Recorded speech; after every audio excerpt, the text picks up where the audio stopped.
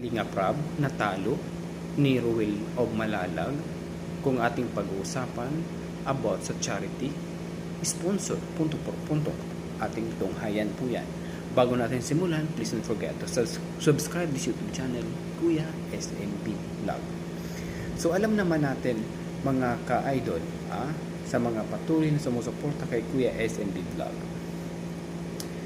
batay sa mga ulat at popularidad dito sa YouTube, alright, na hanggang taong 2024 to 2025, si Kalinga Prab ay madalas niraranggo bilang top 1, top 2, top 3. Okay?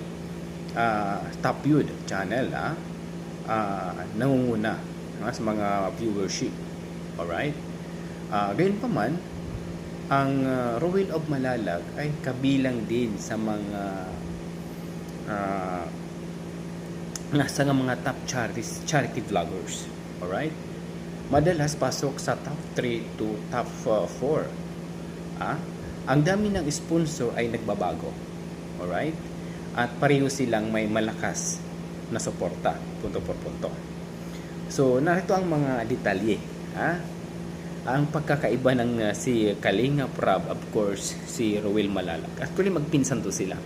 So, ating pag-usapan ngayon. Si Kalinga Prab, kadalasang tinuturing na top 1 sa mga viewership. Alright? At popularidad sa mga nakaraang pagsusuri.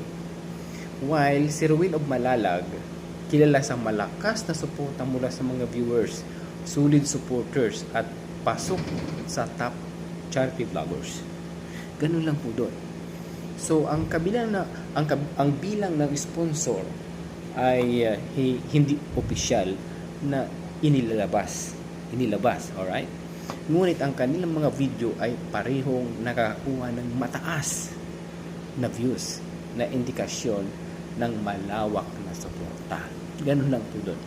Yun po ang naging papel ng magpinsan.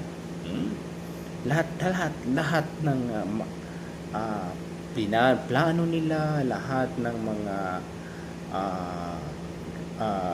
ginagawang hakbang na ikakaayos ang kanilang channel, laging nagbubog. Alright? So doon natin mababase kasi nakikita sa kanila yung sinseridad.